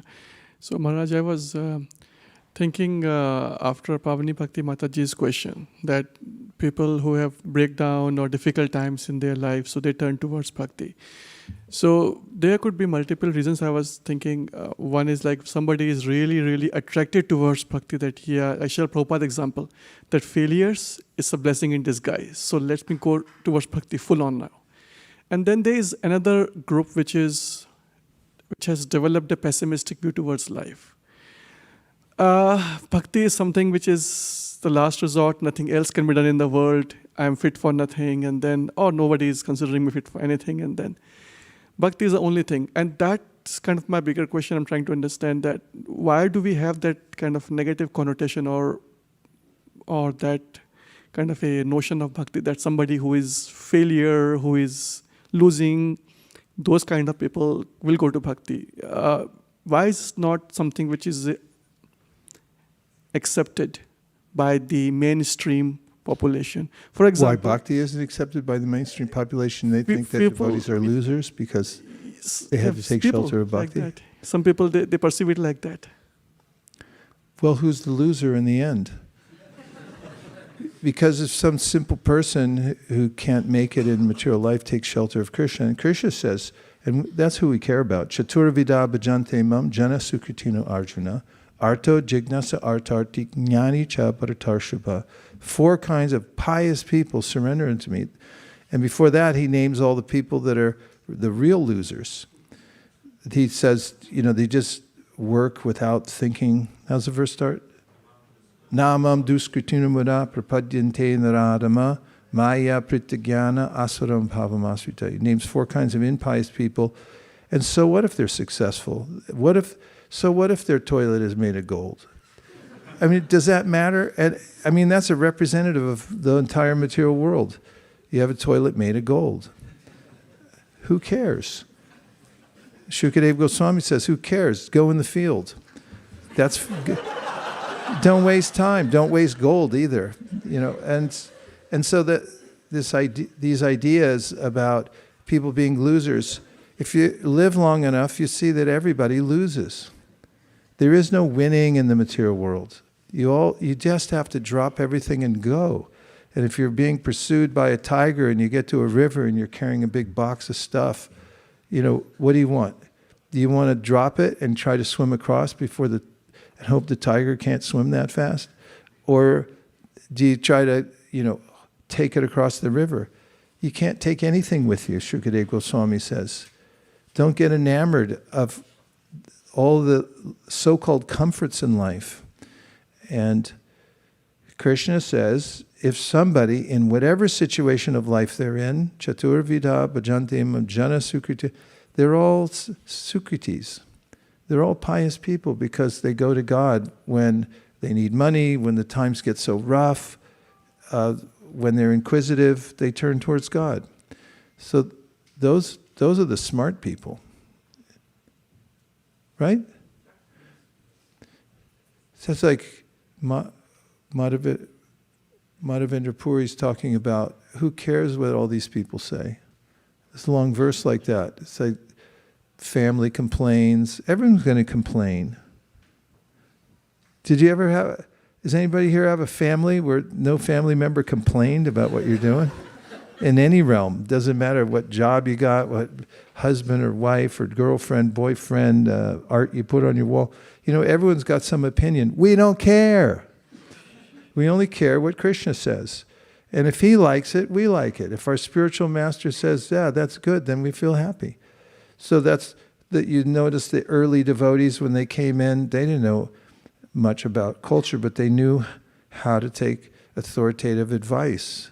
And when Prabhupada told them this is good, they said, okay, we like it too. And that's how you become a genius.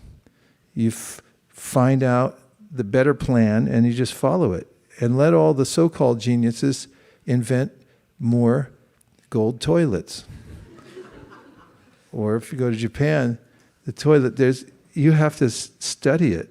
If there's a college you have to go to, there's so many buttons on the toilet to figure out, some of it, anyway, I won't go into detail. But that's what Prabhupada says, human society. He was trying to show us life is not so complicated if you make the main goal. Tasmad ekena manasa. One thing. If it works in Krishna consciousness, it's good. If it doesn't, it's bad. Don't get psyched out by the so-called advancement of human society. It's not advanced. In fact, Radha Giridhari Prabhu has made billions of dollars, and he coaches rich people, because rich people are suffering like anything. Poor people think, one day I'll be rich and happy. All the rich people say, I'm rich and now I'm not happy. What are you going to do then? So he tells them why they're unhappy, and that they're not connected to Krishna. Is give everything to Krishna. So yes, Tara Prabhu.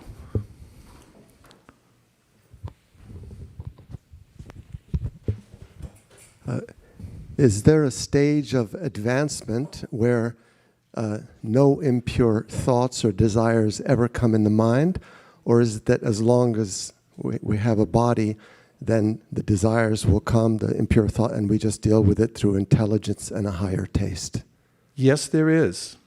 And we can find the progression of this advancement of consciousness in the, what's it called? Vishnu Chakravarti? Madhuri Kandambini.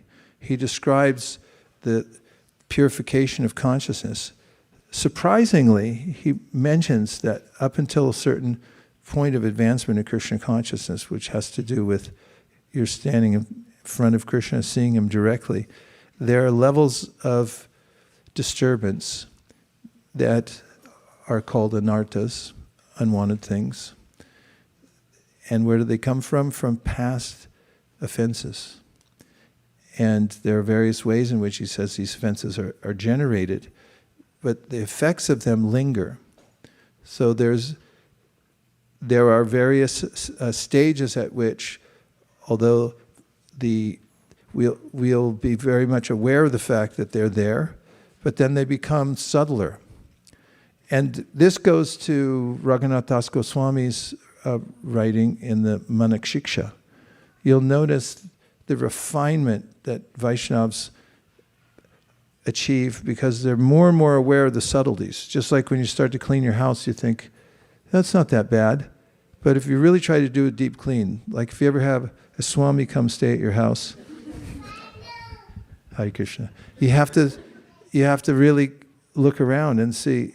When anybody comes to your house, you start looking around, but especially if somebody is pure comes to your house, you're looking and say, I don't want one piece of lint or a piece of dust or anything. You start cleaning and you go like, I thought this place was clean. In fact, I just cleaned it, but it's not clean enough.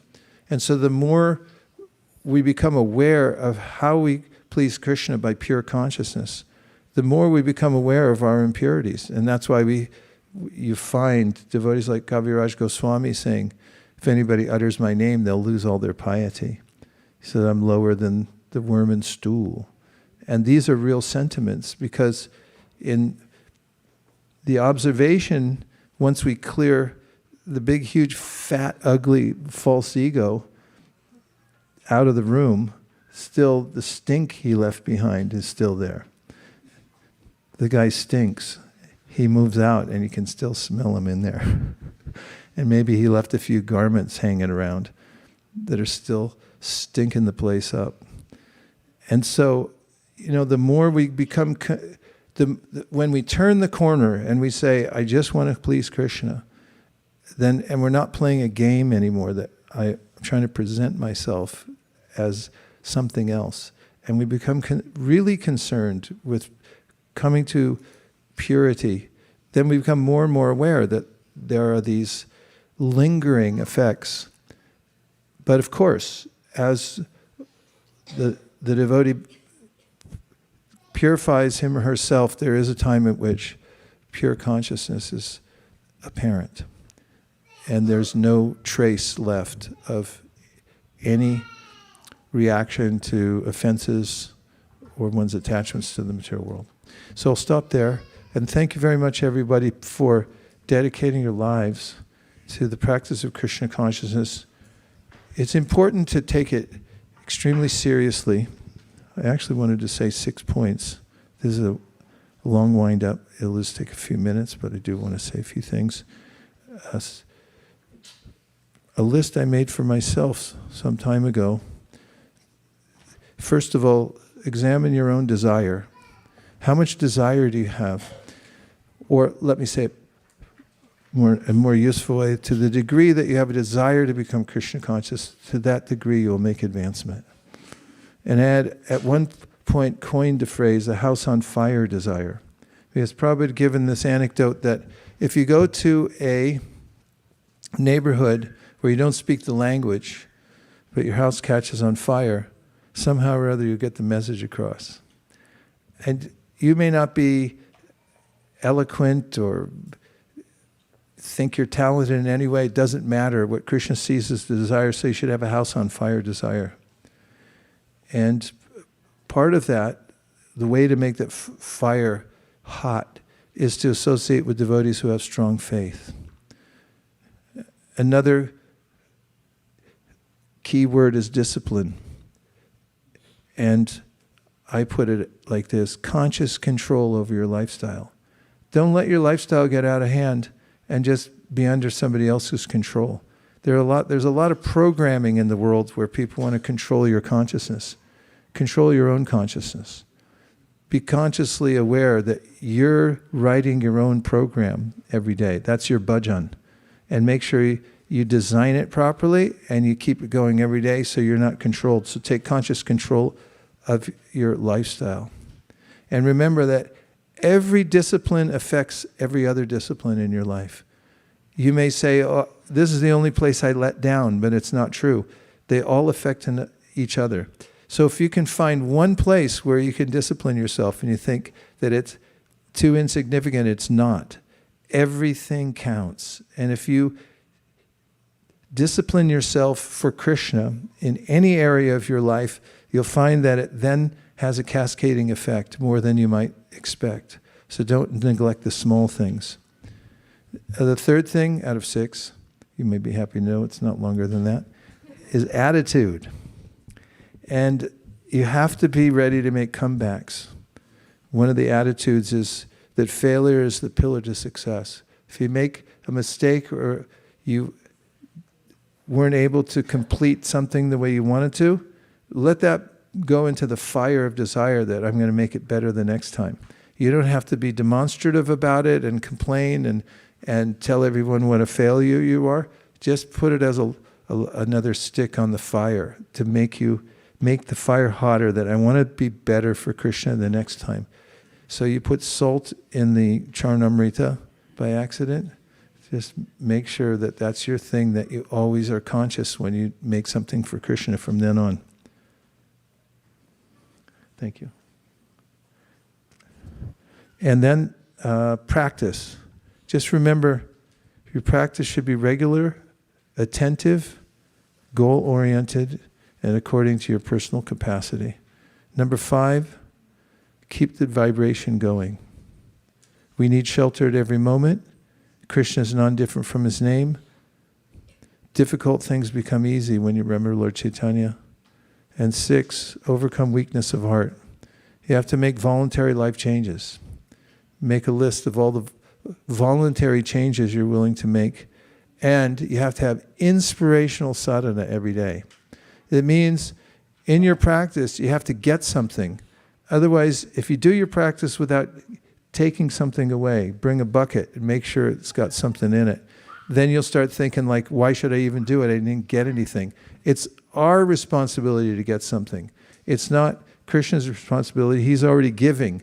We have to be there for it with gratitude and appreciation. Om Tat Sat. Dear Srila Prabhupada, dear Sri Chaitanya Mahaprabhu, Shri Shri Panchatattva, Shri Shri Radha Madan Mohan, Shri Shri Lakshmi Nrsingadev, if you so desire, please empower us to give one-pointed attention to your lotus feet in service of the Sankirtan movement, and please let us overcome any pettiness in our lives by taking seriously the verse we read today and work in cooperation with all the devotees in our community to make a tidal wave, otherwise known as a tsunami, of Krishna consciousness all over the Bay Area, covering all regions, noticeably affecting the lives of people in San Francisco and making it famous for the first region of the world to become noticeably Krishna conscious. Thank you for considering our request. Om Tat Sat. Everyone who agrees with this prayer would like to participate in creating a tsunami in the Bay Area of transcendental sound vibration, please say Hare Krishna. Hare Krishna. Hare Krishna. Before I say Vanchakalpadurusha, I have to run out because I have to take care of a guest. And if you'll excuse me, I have to vamanos. Vanchakalpadurusha kripasindhabe evacha patitanam pavanebhyo vaishnavebhyo namo namaha anantagoti vaishnavi ki jai go prem anande haribol. Thank you, everybody. Thanks for being here. Hare Hare Bol. Hare Krishna Maharaj.